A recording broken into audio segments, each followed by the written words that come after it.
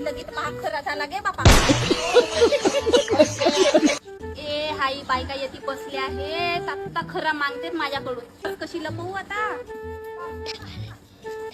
कांताबाई खरं घ्यायला गेट दिसतावं. हाई बघता बदमाशा उगे मुगे राहा.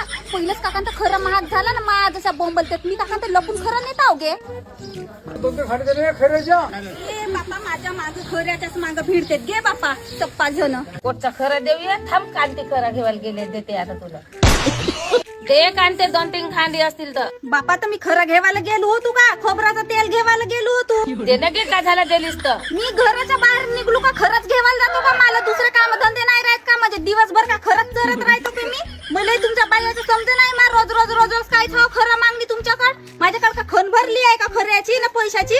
असा हो का कांते आमच्या घरी येऊ दररोज खरा खाते तेव्हा नाही ना. नगे कांते कासाला दिलीस तर तलप मारतेस तू. खरं 2-2 खांडी खावा. खरं नाही का सारीन बाई 20 रुपये होता 25 रुपये झाला. खरं घेवायला नाही परवडलं ना 2 खांडी देवालाही नाही परवडलं. चल कांते झाला तर तुझं काम जा आपल्या घरी. माध्यमा 1 नंबरच्या फस्त बायका आगे खरं खातलं गोड गोड बोलल्या दारे माझ्या संग.